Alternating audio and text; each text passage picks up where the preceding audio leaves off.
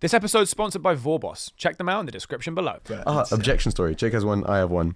So we're walking around. Sorry, jumping back to when we were talking about signing people up in person, right? Yeah. I will continue with more maths around the business model in a second. We can just keep asking the questions too. That's cool. We will come back to questions, but this is a good story. We're walking around, and I was by Paddington, and we're like, we need to get a hotel here. And there's this little square right next to it with tons of hotels, right? I'm going into one, going into another, and it's personally grinding. Everyone should do hard sales at some point in their life. Agreed. You used to be a recruiter. You know this. I've done hard sales in person. I've done street exactly. sales. Character building. You know, it seriously is. When you get told to fuck off to your face, exactly. Changes you. And then you have to like, okay, and walk away. And next one. Thank you for your time. That's great. Yeah. Honestly, the most important thing to like. So many people are afraid of starting businesses because they're like, oh, but how am I going to do stuff? It's like, just ask for stuff. Go and do the stuff. We do underestimate just the power of asking. It's so true. We say that all the time. By this. Yeah, so true. So going hotel to hotel, it's a grind. Getting no's. I have a story about how we did eventually get a hotel there. But anyway, going from hotel to hotel, go into one, and I'm like, I'm not taking no from this guy. I go in, I start talking, and the guy's like, yes, but sir. I'm like, no, wait, hear me out. I know you're about to say this, you know, your objection is going to be, I don't have space. Don't worry, you only need like literally a back room as a tiny. He says, yeah, but sir, but I'm like, no. Hear me out, okay? I know you're going to say, how much money can I make, right? You can make this much per month. Don't worry about it. He's, yeah, but sir, I'm like, no, I know, safety, don't worry. It's the exact same as a hotel check-in. He says, but sir, this is the consulate for the Sultanate of Brunei. You can still make it work. Get him on the blow-up. I was like, I accept your rejection in this one case. Yeah, I'm defeated now. That's fair. That is fair. It looked like a really nice hotel. I bet it did. I bet it did.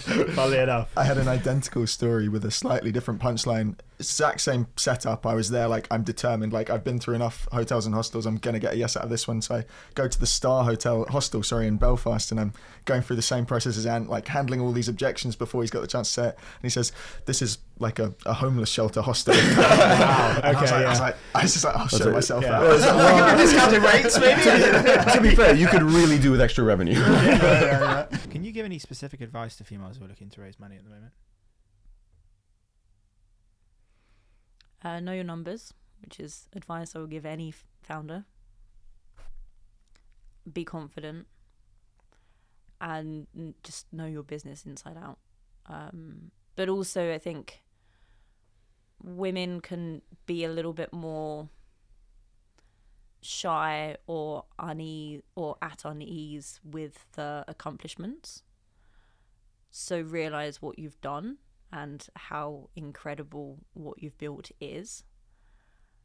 Because if you don't realise that, no one else is going to realise it for you. Mm-hmm. And I think that is quite important. I think men, can have quite big egos compared to women. And then if a woman is confident, they're deemed to be too confident. So it's difficult to get to find the right level of confidence. Yeah, I think it's such an interesting topic of conversation. I'm actually curious to get your opinion, because it is quite a big topic of discussion at the moment, as I'm sure you're aware. The idea of, you know, people are looking to make more of a conscious effort to hire women in certain positions and certain roles and industries and things like that. And obviously, you know, when you consume mainstream media, you see two sides of the coin. You see one side of people going, you know, we need to make more of an effort to include women in these spaces because they have historically been left out of them. And then you hear the other side of the coin of people saying, well, I'm not getting these advantages as a man when I'm going into the room. I've just worked hard, got the grades, got the degree, and I'm turning up to an interview. Why are they getting a handicap? And there's sort of two arguments that are always made. I'm curious to know what you think about that whole side of it. Yeah, I think that people should be given a little bit more, not hand holding because that's kind of demeaning, but a little bit more support if they are a minority that doesn't fit within the current kind of status quo. I think they should be given more support. I find the kind of women only events and spaces quite difficult. I've always kind of worked in a male dominated industry, and I also just feel that sometimes having those female only spaces don't help because you have to deal with men in kind of everyday life. So you can't just surround yourself by women. I think you have to have a good mix, and it can be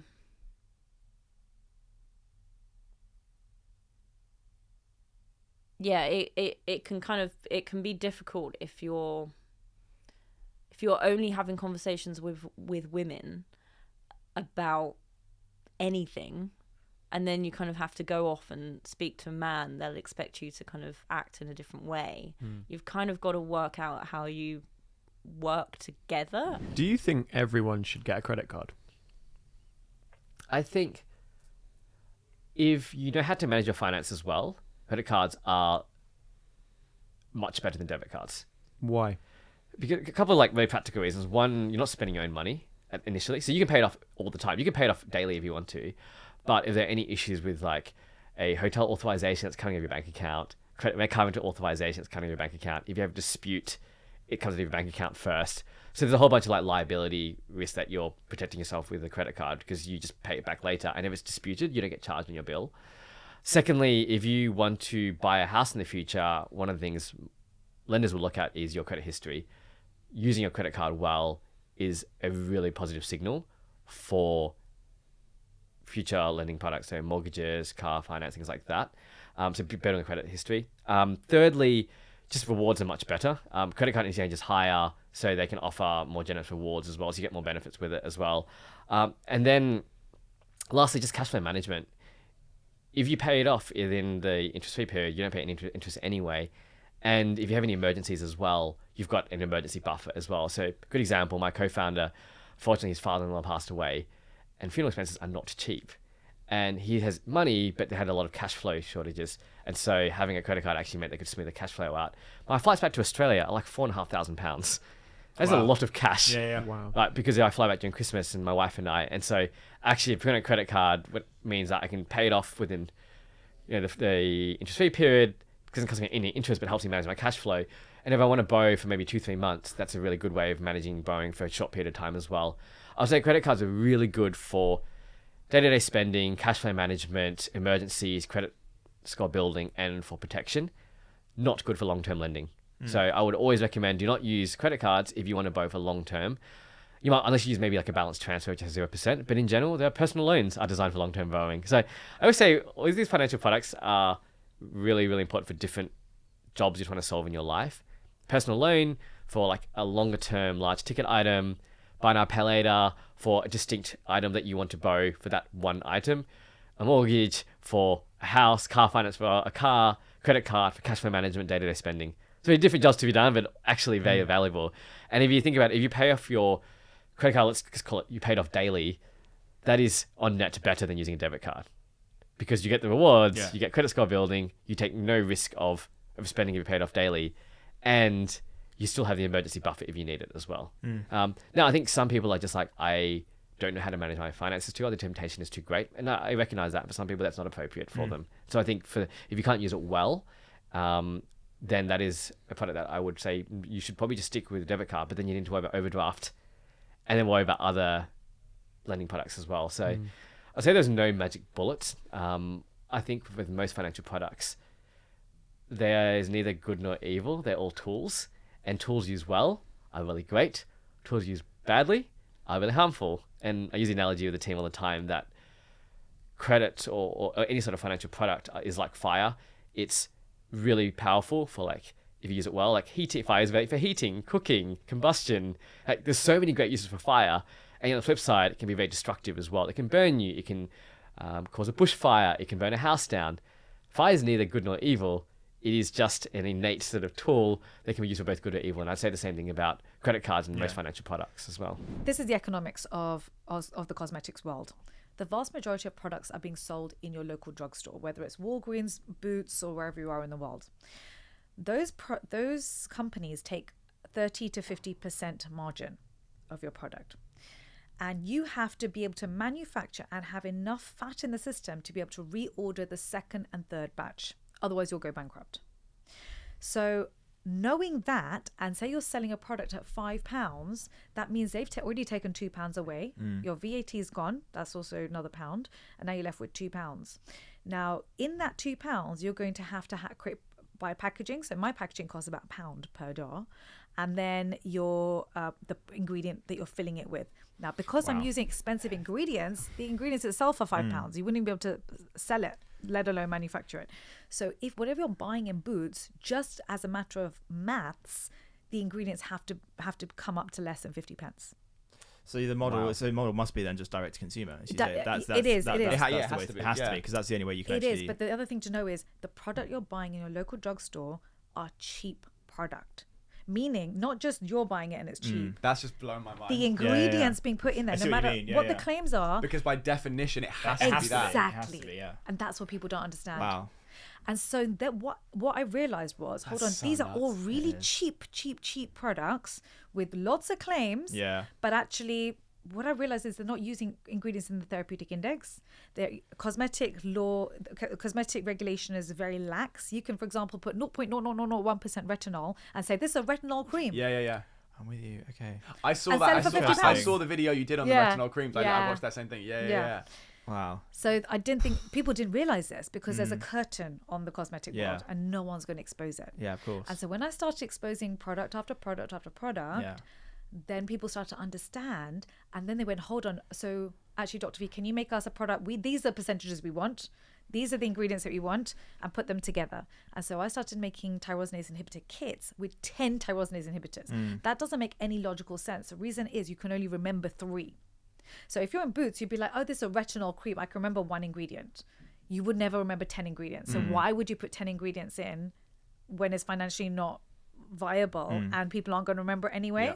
And so that's why that model didn't work for me, is because I had to create a whole new world where people can learn, they can educate themselves, and they can buy D2C. So there's no middleman. I don't need to give an extra 30% margin to anybody.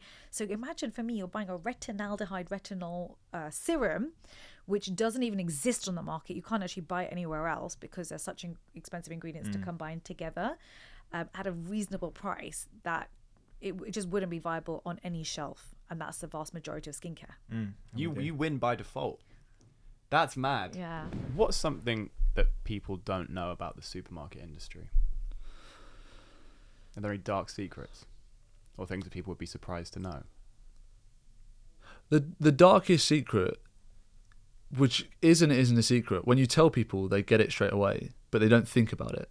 But the supermarkets are never going to be healthy until those big giants of the world decide that they want to go healthy. And for them, it makes no sense to, because it increases their costs. There's not enough demand for what they're doing. They can't kind of sell through what they're doing, right? And if when you've got shareholder profits in mind, it's far more profitable to peddle cheap products that sell more and you make more margin from. So I think it's more just a case of realizing that these supermarkets, and they are slightly getting better. I know Tesco have got this share action stuff coming in, but again, that's not from Tesco, that's from share action that have pushed that. But they're very, very susceptible to profits, promotions, marketing spends, right? And all the other stuff, because margins are low in supermarkets, right? They make most of their profit from all of these other kind of promotions, and where they can get sort of extra bits of money, they'll take it. And I think, as I say, most of these supermarkets for a long, long time are still going to be dominated by P&G, Unilever, any of the big brands, Nestle, and they're still going to push for market space. And what happens is that, as I say, a new brand comes along, and it could be, for example, let's take Hunter Gather, or someone on our store that sells really well, could be mayonnaise. They'll come onto the shelves, and they're very clean mayonnaise, no seed oils, no kind of nasty ingredients that are in there. And Unilever will just bring out a different type of mayonnaise, pay for promotion to push that mayonnaise all the way down the other side of the shelf, and eventually Hunter Gather get delisted because their sales aren't good enough for Tesco to actually make profit from. Wow. And their products are more expensive than Unilever's would be anyway. It's a really, really hard system to break. And I think the only thing that's going to break it is the consumer. Are you optimistic? I am optimistic. Yeah, I'm a naturally optimistic person. So yeah, I am massively optimistic. But there is a hell of a lot of education that needs to go on, because the education needs to increase demand. And that's not necessarily for people like us to be making more money, which would obviously be amazing, but just general awareness of ingredients and nutrients, and prioritizing that in our food system has just been completely lost. Like you go to European countries, you go to places like France, etc., and they they really do choose organic products and things like that. And it's not even like they're not sitting there thinking, oh yeah, spiritually organic's better for me. It's just like that's ingrained in their culture to value the food that they're eating. Yeah. The UK just don't have that value. No. We don't have the same value on the food and the ingredients and the food chain and everything else. And I just got back from Japan, right? And Japan is like absolute advocates, so they don't even let you bring food into the country because they don't want it tarnishing their food system. They're not. I didn't know that actually. Okay. Very strict, Wow. you know, and their beef is all their own. They only ever have their own meats. Their pork is, you know, we talk about like in our space, obviously grass-fed meat is a big thing, right? Yeah. Grass-fed meat is obviously good quality. It's a given in Japan. Right. It's all grass-fed. Like it's not. It's kind of all been that way, right? Yeah. So, I think it's just, you know, in the UK you really struggle with that. If there's one thing that I swear I lose my shit about every single day, and it hasn't changed in 5 years, is people's ability to simply write. And I know I sound like such a snob for saying that, but we've really lost that. Yeah. When you say write, what do you mean by that?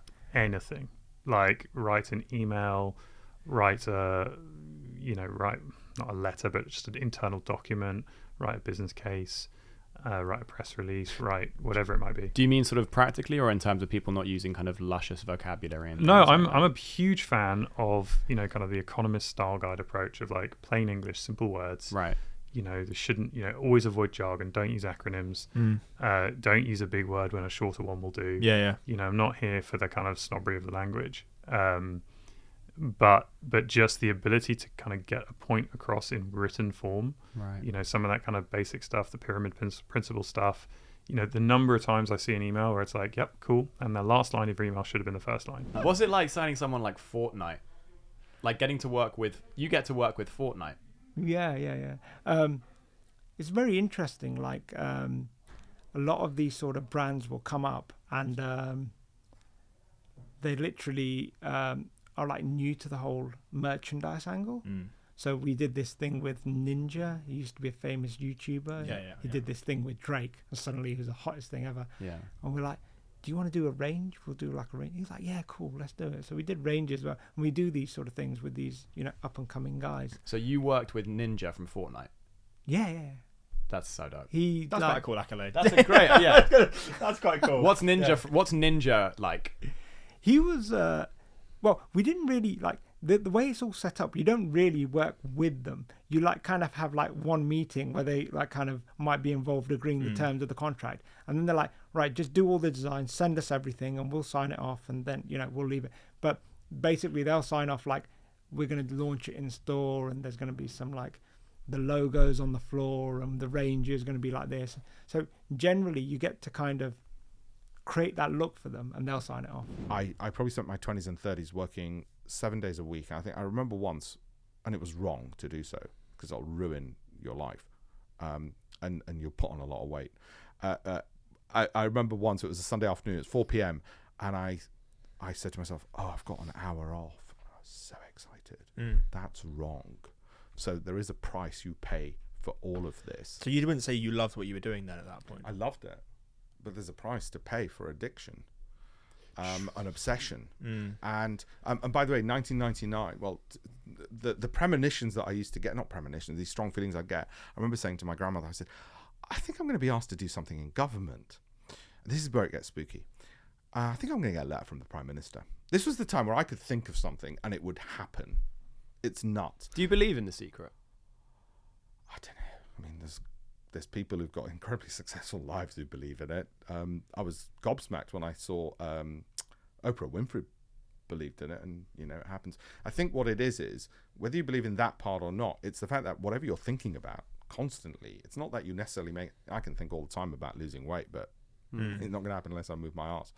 It's the fact that you end up doing something about what you're obsessed about. So if you're obsessed about, I mean, I think it's from Citizen Kane, where he says, it's a fantastic line. He goes, there's no secret to make, there's no difficulty to making money if making money is what you care about.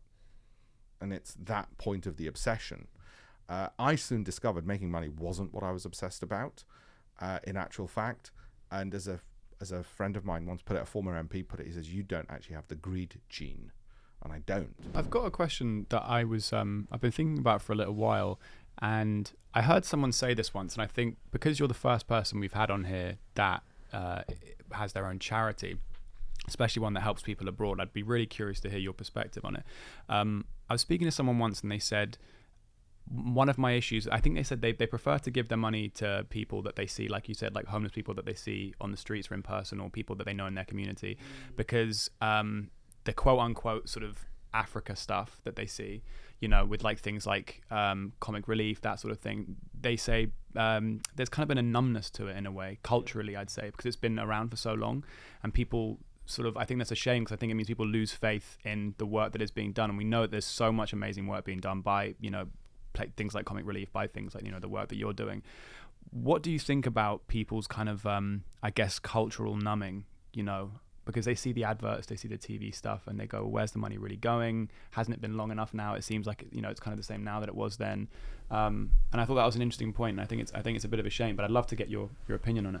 Yeah, it's a really valid point, and donor fatigue is what it's called, where people just get tired of giving to the same cause. And funny enough, I don't know if you saw the reports of the defense minister yesterday saying to the Ukrainian government, we're not the Amazon of weapons. So I think that the quote there was basically, there's maybe a slight frustration that the UK government is supporting the Ukrainian government so much during this kind of war that they're going through. So it happens on a governmental level as well, where you saw a couple of years ago the US pull out of Afghanistan after 20 years of war. So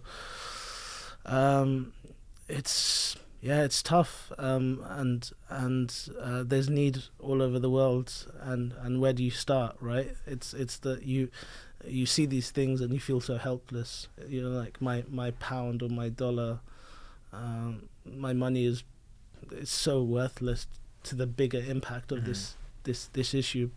But I'd like to cast your mind back to 2020 when we were all locked up in our rooms during COVID, and how helpless we all felt. And I don't know about you, but we were inundated with people that wanted to support. I think COVID all taught us that we're mortal, and that we want to give back to society. You know, people out there clapping for carers and packing people's bags and giving people food to everyone that needed it. I think it definitely brought some people together. Right? And community. And I think we're inherently community driven and like to be together. That's why the lockdown was so frustrating for all of us. And I always say that you don't have to fly across the world to give. There are people outside of your doorstep right now that need your support, you know, and they probably don't need your money either. They probably need your time or your skills or your advocacy or your support. So money isn't the only way that you could support good causes around the world, and I think that's something important to bear in mind as well. I wanted to touch on something, it's a little bit more serious, but it's what you mentioned both off air, and you kind of alluded to it earlier in the interview, but you mentioned that you nearly lost your life. So I had the most amazing 6 months between graduating from university and starting my first job, or it's supposed to be the most amazing 6 months. I trailed along with my parents on their retirement trip to Australia and New Zealand to carry the bags and drive the car, which was fantastic. And then I went away for a month to do ski instructor training in Japan. I love skiing. It's another privileged aspect of my life to have gone so many times. And I just wanted to do an instructor course and ski where I'd never skied before. So I went off to Japan, and I spent about 4 weeks in total there, and qualified as an instructor. But the night I qualified, I actually got hit by a car. And the situation was, I'd come back from a night out. We were celebrating having qualified as instructors. I'd actually organised a sweepstake for the person that got the highest mark in their personal skiing. Everyone puts in a beer, and the person that gets the highest mark in their personal skiing gets all the beers. And I actually ended up getting the highest mark. So I organised a sweepstake and then I swooped for everyone, swept for everyone else's drinks. And I was pretty drunk, but unfortunately my jacket had got nicked from the from the bar I was in, and it was freezing cold night and a bit of a blizzard. So I was basically jogging home. I'm also a big runner. You jogged home in a blizzard. I jogged home in a blizzard, but it felt kind of safe. Doesn't sound very safe. Sounds like the most badass thing I've ever heard in my life. No, it's definitely not badass, particularly not the way the story turns out. But I was very cold and needed to move, so I did jog, and I was jogging on the pavement, but I got to my accommodation and crossed the road, and I think I was jogging. I don't remember it super clearly, and slipped over, and then a car came and hit me, just in the leg, which was very lucky, because if it had been my head or my chest, it would have been probably instant death. Unfortunately, the car was traveling quite fast, and then that was, felt like a bit of a blessing, to be honest. It was very, very painful, but very lucky that it wasn't more serious, because you say it described it as badass. I think it's one of the most embarrassing things I've done in my life, and what I put my family through. Not great. That's quite a reflective way to look at it. Well, I think it comes from a stance of, it was very unlucky. Lots of things went wrong. Blizzard, very difficult to see down the length of the road, impossible to see that a car was coming anytime soon. Crossing the road, slipping over is unlucky. But I think you do kind of need to own up and take responsibility for decisions you make in your life that put you in positions like that.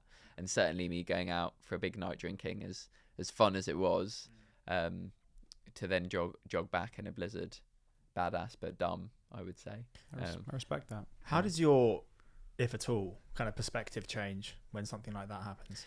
Well, the crucial bit of the story is that wasn't the near death bit. So I was then in hospital, and I had an operation to put metal in my leg, and the operation went really well. But the morning afterwards, I woke up with a really bad complication with my lungs called acute respiratory distress. And when people die from COVID, that's often the condition they end up in, and it's very life-threatening. So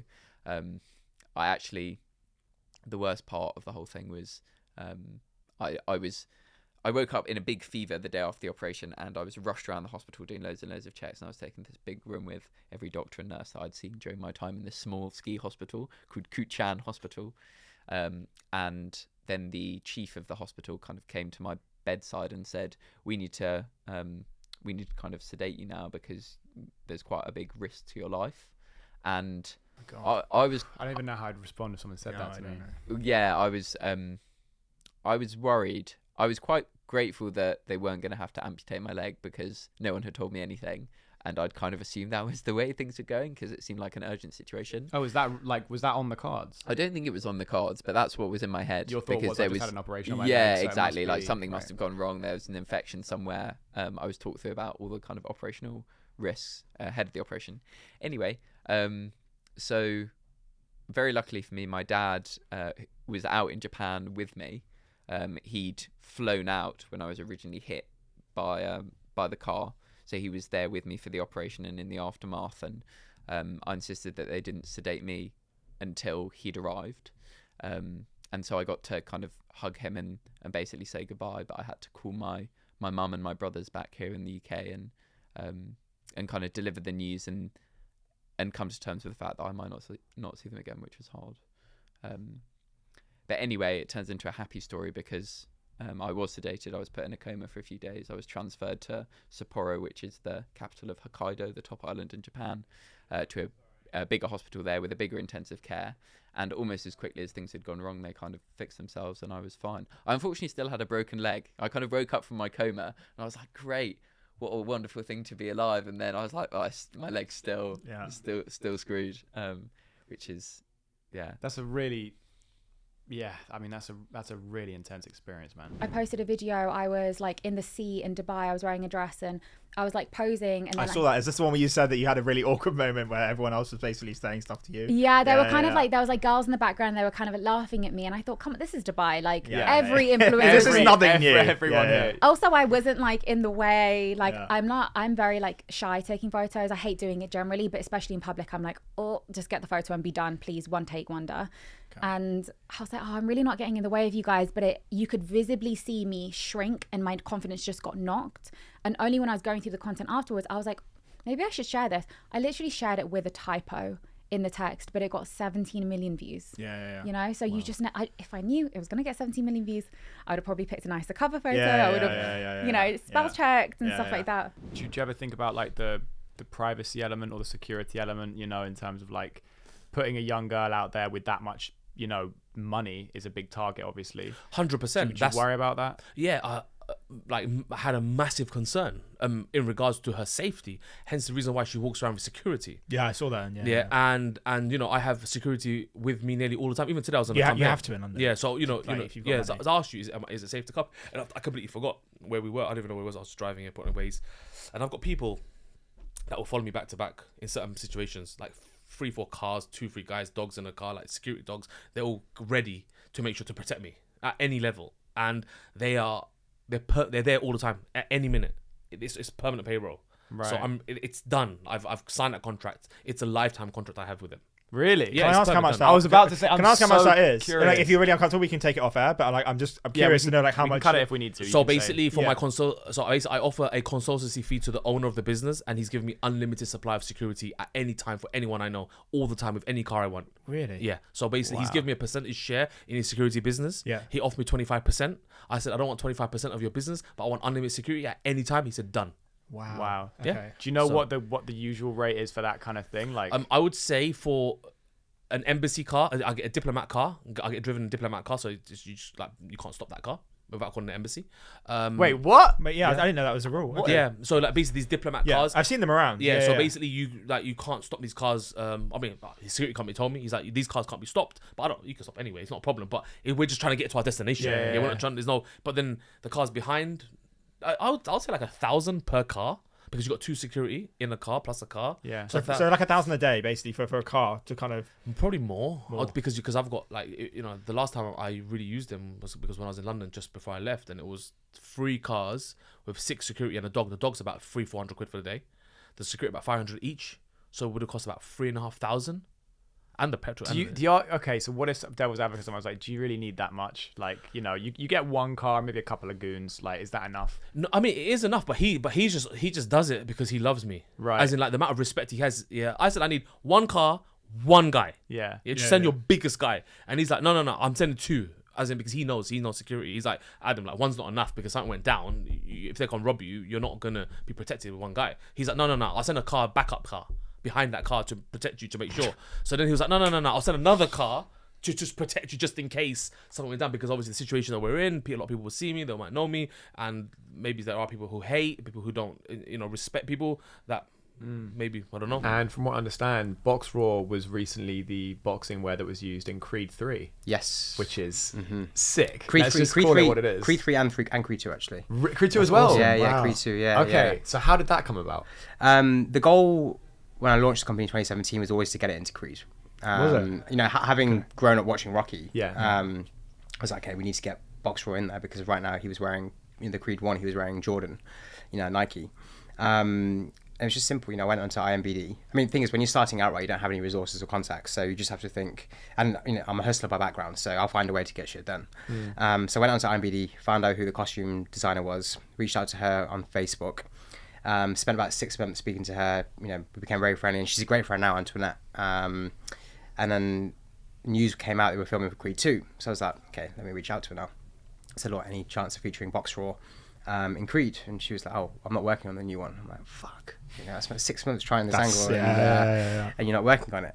But she then very kindly made an introduction to a product sourcing company out in LA who put brands into movies, and she said, look, I'll make an introduction, but they might charge you. I was like, well, I ain't got any cash, but okay, I'll take the introduction.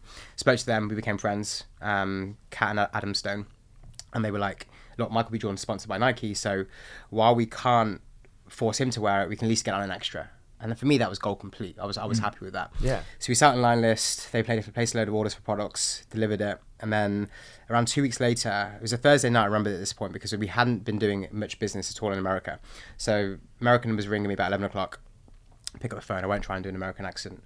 He's like, I'm on set with Michael B. Jordan. He loves the tracksuits. That's some of the extras wearing. Do you reckon you can send 2 sets for him for Saturday?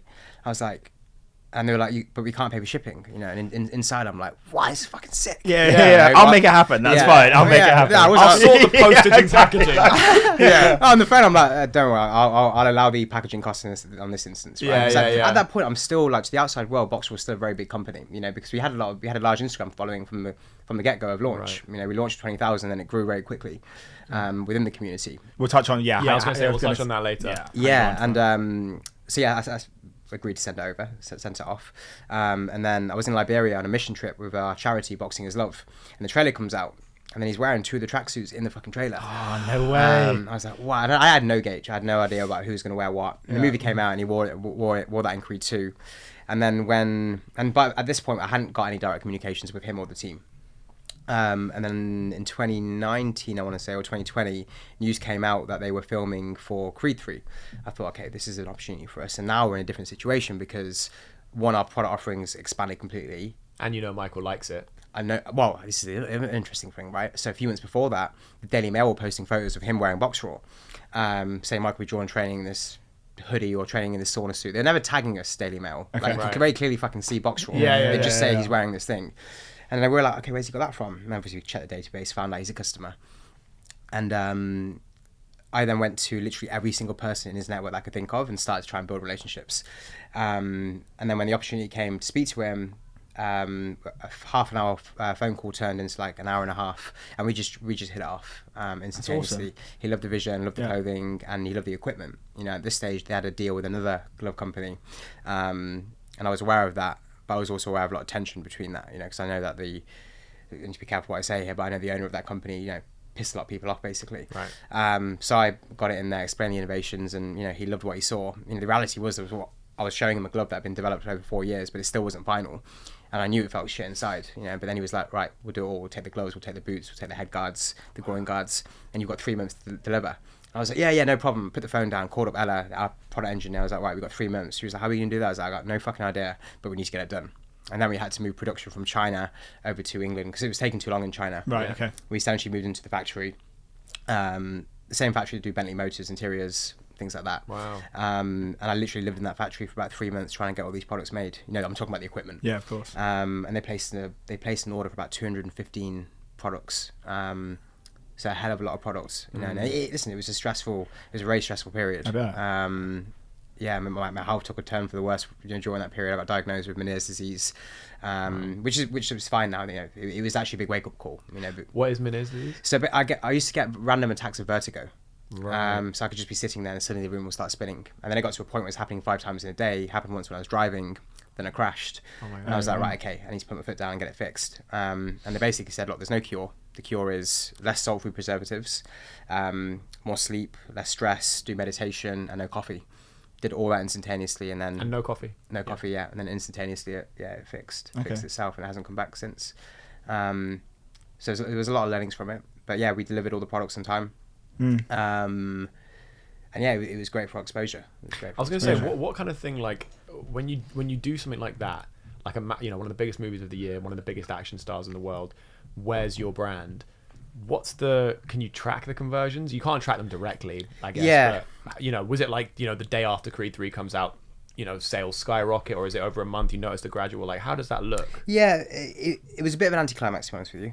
I had these grand visions, you know, because I do a lot of research into other companies and understanding how they blew, you know, and Under Armour is a great example where I think it was Any Given Sunday where their products were first put out and the world saw for the first time, you know, this apparel which was stuck to your skin, and their sales, you know, 10x, you know, in the course of a year. So in my head I was like, oh, this is going to happen to us now, you know, because we were featured on the movie poster, everything. Okay. Wow. And you know, everyone was saying, oh shit, I've seen Boxraw gloves now. We had a collection with Creed, so the official Creed collaboration that sold out instantly, you know. So that did great. There was an uplift in traffic, you know, general uplift in sales, but nothing so sustaining, you know, whereby it's like, okay, that's made all the difference to us. I think more than anything it's the brand perception and maybe it's just a thing to hang your hat on, really. You know, I think more so just a life goal. You know, I really wanted to get on the movie poster. We really wanted our gloves to be featured in the movie and the boots, you know, and that all happened. Can I ask what the diagnosis was with relation to you going down? So I've got otosclerosis, which is the same thing that Beethoven had and Frankie Valli. It's essentially it's when the stapes bone gets overgrown and brittle and can't vibrate properly. So it's a progressive hearing loss. I had it in my right ear. I basically lost maybe 60% of my hearing, and it probably would have just carried on going down. When I was 21, I had an operation on it, which I thought was gonna sort out all my problems, and actually it just fucked me up. In what way?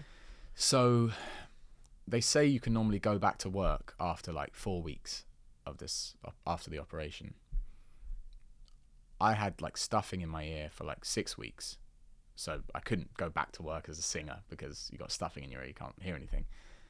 Take it out after 6 weeks, and I can't tell if I'm in tune or not. I can't hear pitch, and so I'm singing out of tune, can't tell where I'm at, and I'm supposed to be recording an album. They've given me that it's cheaper to let you finish the album than to drop you spiel, and I just felt so much pressure on me. I got tinnitus 24/7 from it. Was it a case of you literally just woke up one morning and the hearing was gone in one ear? No, I think it happens really gradually. So I was like sleeping on one side of the pillow, and there was roadworks outside where I was living, and I noticed that if I slept on one side I could hear it, and if I slept on the other I couldn't. I was like, what the hell's going on? Like, have I got like earwax? And it wasn't. It was otosclerosis in both my ears. I know this was like a really, really sort of huge thing in your life, and I know that it really quite badly affected your mental health. And I wondered if you could maybe touch on that. Yeah, so I was just at a point where like I had, as we discussed, no money, no qualifications because I dropped out of school. I'd stopped table tennis, so I wasn't going to be a table tennis player, and now I can't hear anything.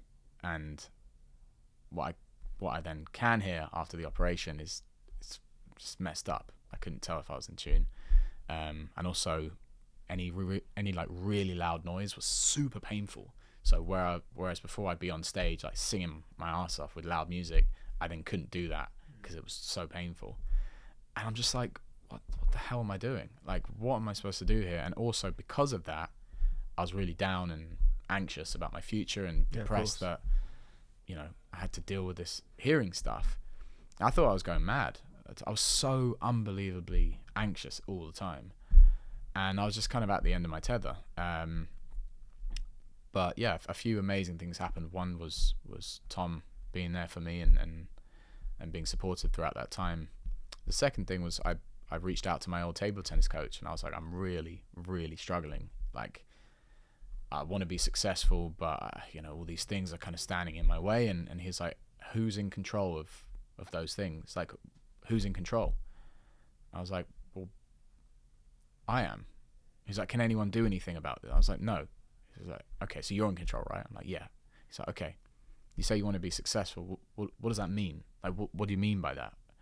I was like, well, I probably want like I want to win a Grammy for an album. He's like, okay, how do you do that? I was like, oh, well, okay, I probably need to have like a #1 single or something to have a Grammy. This is what I thought at the time. So, and he's like, okay, how do you do that? So I'm like, well, it probably needs to be played on Radio 1 and stream well. So I'm like, okay, how do you do that? So I'm like, oh, well, maybe I need to be working with the producers who are getting the songs on Radio 1. He's like, okay, who are they? So I was like, okay, well, let me do some research. Okay, I found a few people, and they seem to be kind of doing that sound. It's like, okay, what are they playing on Radio 1? So I like listened to all the songs, and it's like, what have they got in common? It's like, okay, yeah, they're all like and there's some like auto tune on them as well. And I was like, this is actually great because I can't fucking sing in tune right now because my ears fucked. So, and the lyrics are meaningful. The song's about something, but it's broad. Anyone can understand it. So okay. And what about their social media? Well, all these people who seem to have like success in the music industry, they're doing well on social media. They have a presence. Back then, I wasn't really posting. He's like, okay, well, what are they doing on social media? So I was like, oh, well, they're posting about, you know, them in the studio, them on tour, things that are going on in their lives. So I'm like, okay, I could do that. And when are they posting? So I'll be like, oh, normally around 6 p.m. That seems to be when their followers are online. I'm like, okay, maybe I could do that.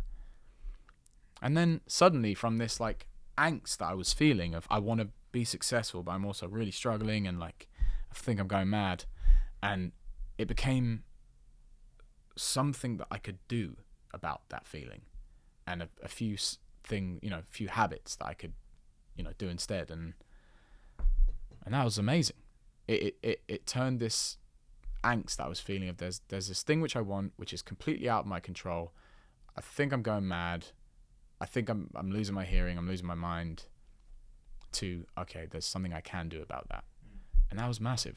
Yeah. How much does a veil normally cost on average? I mean, sure, there's a range, but yeah, well, that's the interesting thing. I think when I set this business up, I thought most people would spend 100 to 200. What I have since realised is, you know, our veils range from 100 to 5,500. It depends how much your wedding budget is. Really, it's the same as dresses. Some brides will spend £500 on a dress. Some will spend 30 grand. Yeah. So I would say most people now spend around the £1,000 mark. But we are more of the luxury end. Okay. You know, you can. This is the thing. Whenever brides come to me, they always go, "Wow, the quality is really beautiful," because a lot of the veils in a shop are imported, cheap from China, and they're scratchy material. Okay.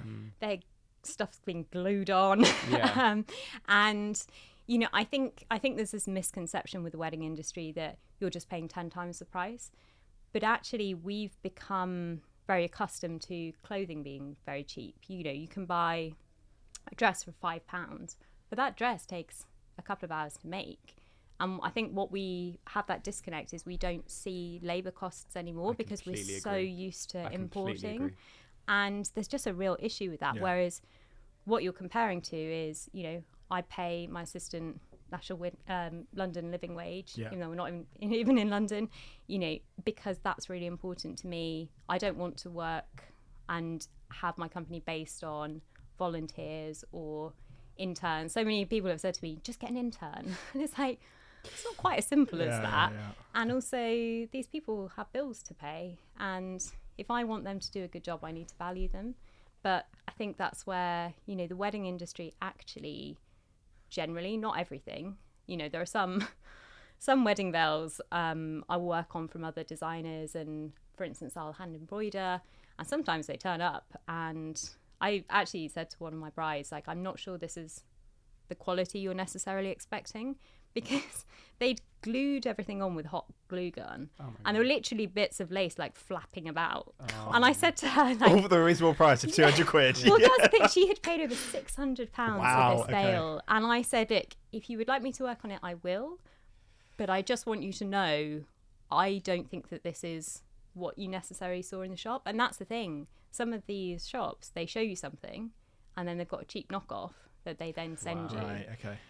And that's a real issue, you course, know, yeah. because it's not authentic. And, you know, and she ended up arguing with the shop, getting her money back, and we just made the whole veil, and she was much happier.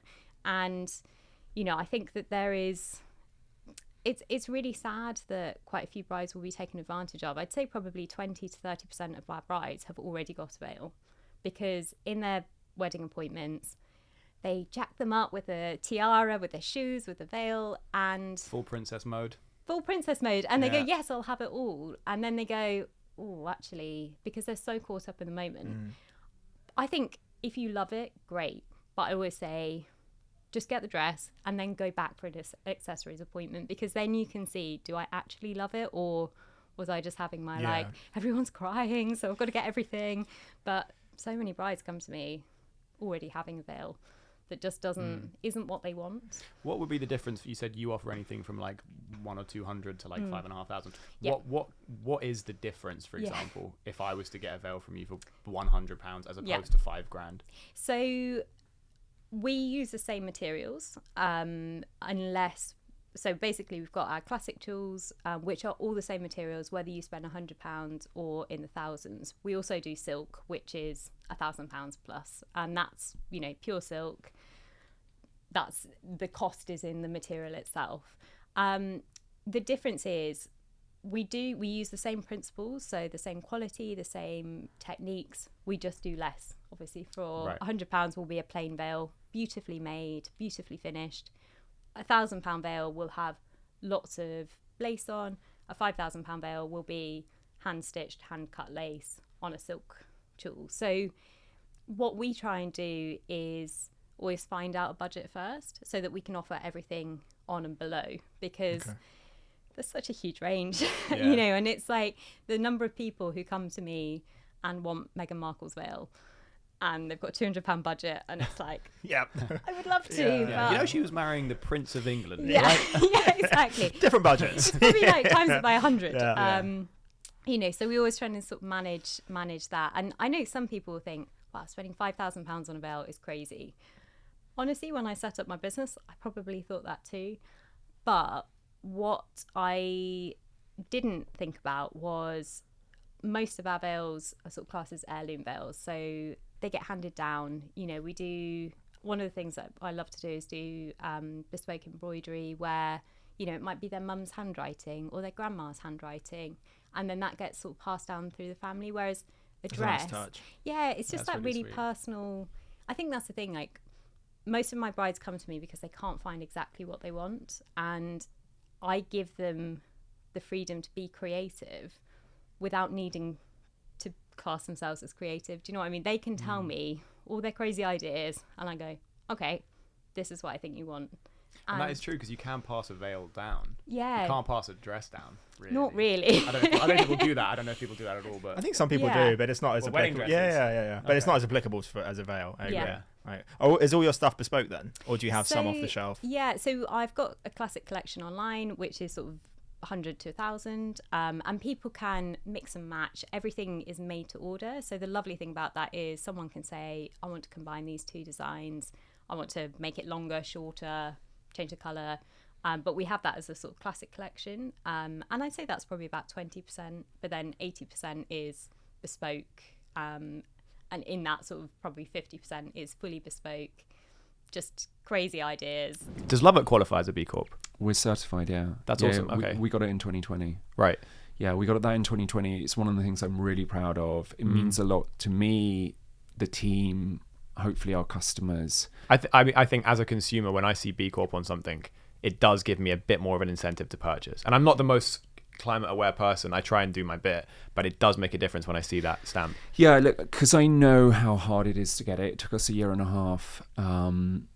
And it is a lot of work to do, but I'd highly recommend it for anyone. Anyone who wants advice, is thinking about it, more than happy to spend some time with you on that. We have one person dedicated to just B Corp, who's the B Corp champion. Can you talk a little bit about what that process involves? I know it's obviously pretty dense, but just a kind of overview of what that process looks like. Yeah, sure. So the good thing about B Corp is there's this kind of initial assessment online which you can do, and it's deliberately hard to make sure that people are doing it for the right reasons as opposed to just greenwashing. And what's greenwashing? Greenwashing is when people are pretending that they really care about the environment and you know, the communities, but actually they're not. Very easy to do. Again, we're not perfect. You know, we're in an industry which historically hasn't been that environmentally friendly because of the fact that the caravans are built from plastic. But in answer to your question, the good thing in terms of the process, you do this assessment and then they give you guidance of, it's not just about the environment, it's the way you treat your stakeholders, be that your customers, your suppliers, your shareholders. So there are loads of different areas. It's how you think about minimum wage, how you think about the differences between the top paid, the lowest paid. There are literally 180 different questions in the whole thing, which you have to produce evidence of. And it's hard. You have to get a score of 80. We just made it three years ago. We've just had to recertify, which has taken my colleague. I'd love to claim that I did it all. It's not a lovely colleague of mine called Leanne, who's our B Corp champion, and help of an external consultant. But it's really, really good. And it just means I 100% believe in what they stand for, which is putting purpose before profit. I think you can have a successful financial business and do good as well. And I don't want to come across as like sermonizing, because that's not me, and no system is ever perfect. Yeah. So I totally take on board criticisms of it, but it's a start. And as a process and as a community, we are open to, if anyone's got better ideas, we're all ears. But it's a group of companies who really want to do better and strive to do better, and there's been amazing stories, success stories. I was actually selling some wireless tickets online that I couldn't go there anymore, so I was selling some wireless tickets online, and a close friend of his messaged me for the tickets, and somehow in the conversation he mentioned the fact that he knew Notes, and I just was building the business at the time. It was very, very small. I was just passionate about what I was doing. And I always looked up to this other young reseller called Benjamin Kicks. Heard of him, yeah. And I really looked up to him at the time. And I, saw him selling to rappers in the US. And he was doing really, really well. And I always wanted to do something like that. But I never knew how I could get into it.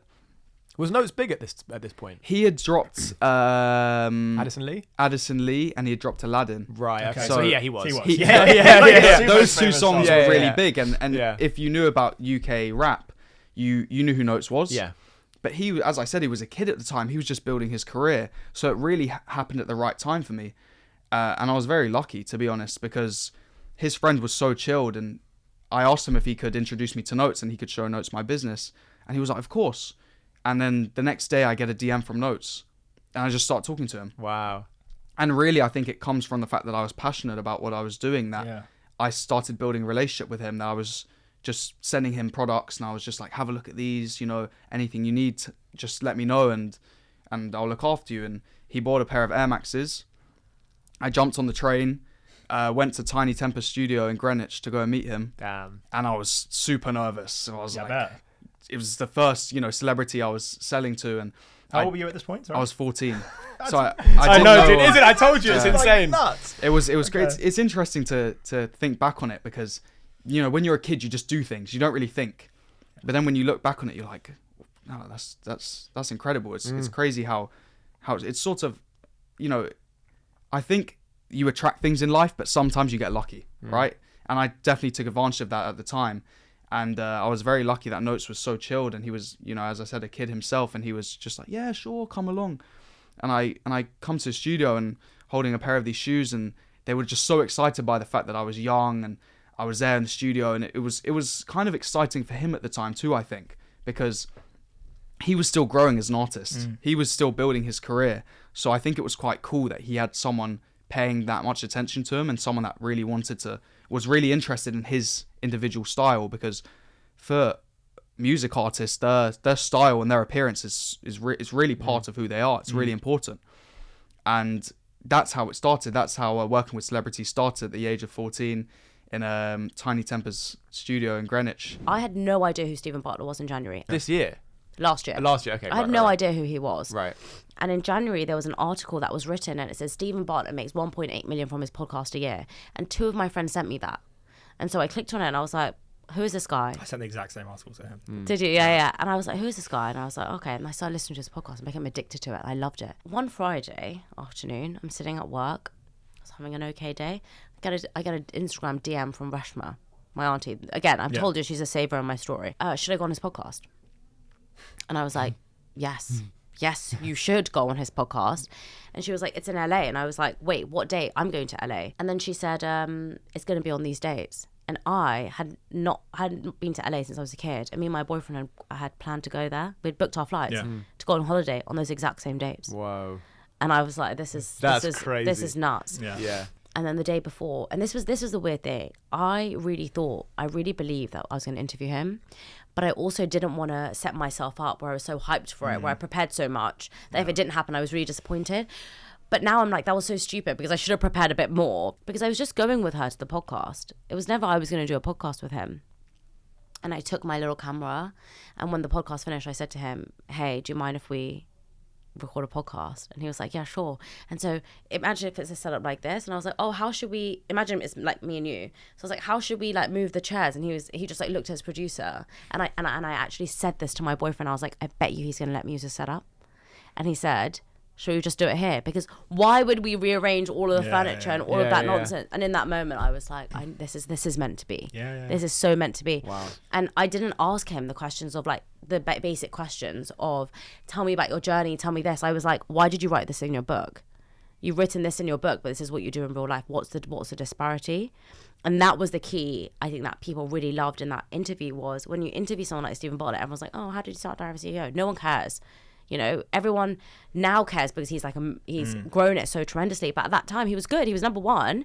But nothing he had done was like crazy revolutionary. Yeah. Even now, Stephen will tell you the same thing. I have an AI trackpad underneath my thing. I have 6 editors that do my work. I have Grace that tells me, we test everything on Facebook. We run 8 ads. Once you've listened to it in a podcast once and you're a huge fan of his, you want to know what the underlayer is, right? And that podcast changed so much for me because I interviewed the number one person in the game who said to me that I have the potential to be number one. And that gave me the self-belief that I really, really needed. Because I don't know if you've seen the podcast. In the podcast, he's like, if you keep doing what you're doing, you'll be number one. He said you'll be number one in 5 years. And he was like, you will be 100%. That's enough of a motivation. That would send shockwaves up my spine. Yeah, it was. And so for me, I felt really boosted and really, I guess, what I'm doing and you know, the podcast game, you know, it's very new. A lot of people don't know where the potential is, right? Yes, okay, the potential's in sponsors. Yeah, okay, the potential's in like making a bit of money on social media, but nobody knows the actual scalability of it. And I think there's huge scalability. I completely agree. And there's not very many podcasts in the UK, I don't think, that are doing really crazy things. Yes. And for me, in that moment, I was, you know, I still am a small podcaster, I would say. And I, in that moment, was thinking, okay, well, I really need to make this number one. And I didn't have that self-belief. I didn't have that confidence. And he just gave that to me. And he didn't have to give it to me. And so for me, I just thought, okay. And I came back to the UK and did a whole LinkedIn post about how brave it was that I asked. And again, I think there's these small things in life, and everybody has them, by the way, of things that you do that other people are like shocked by. Me asking Stephen was not a big deal. I still to this day can't understand why everyone is so shocked by it. I can't see that, to be honest with you. But Stephen did a whole post about it. He then, when I came back from LA, he then just spoke about it on the Davina McCall podcast and was like, nobody does this. So I remember in the noughties, everyone was like, well, they've been saying it for a long time, but I remember in the noughties specifically, it was like, cinema's dying, there's no good films anymore, and the cinemas basically all going to start closing. And since that, I remember 2008 is when Iron Man 1 came out, which was the start of the MCU. Such a good film. Great film. So since that time, we've had, in the top 10 highest grossing films of all time, I think almost all of them have come out, apart from Titanic, in that time. So you could look at that metric and be like, we've had the highest grossing films of all time come out in the last, however you want to call it, like 15, 20 years. Clearly the market is healthy. Cinema, don't quote me on this, but like the revenue for cinema is actually going up. The problem is that it's, like I was saying with TV and radio, it's become incredibly consolidated. So what you've seen is the rise of the superhero genre become really prominent. And what that essentially is yes, there's a market of marketing to essentially 14-year-old boys who love going to the cinema to see like things fight. There's that, but it's more about creating experiences to entice you out of your living room. Exactly, So that's also what I think it is. I think it's sort of, if you think about Christopher Nolan at the top of his game of big budget summer blockbuster, Denis Villeneuve, these large like, oh, but you've got to see it in IMAX. You're missing out if you don't. You've got to see it on the big screen experience. So what you're seeing is the death of the rom-com, the death of the comedy, which is sad, because why do you need to go into a room to watch that when you get essentially the same cinematic experience in your living room? I don't think that's true, but a lot of people think that. Instead, it's like you have to go see Dune on the big screen. Yeah. You have to go see Oppenheimer. It was shot on 70mm IMAX film. Come pay £25 for the ticket, get you in. So it's just going to change and lean more into justifying the big screen experience, premium viewing. So you've got IMAX, which is huge, and then you've got the sort of bougie leather sofa, every cousin. Like, come and if you don't want to leave your home, that's right. I'll make it more comfortable than your home, and I'll sell you an £11 glass of Malbec and a pizza. It's like, yes, you can come. This is IMAX is like the other way. It's like it was shot on IMAX film. It's like not IMAX isn't just a bigger screen. It's an effect created. It's on an experience. Shot on a larger piece of celluloid when projected on a large screen creates a more immersive effect. So you'll just see more consolidation of bigger entertainment.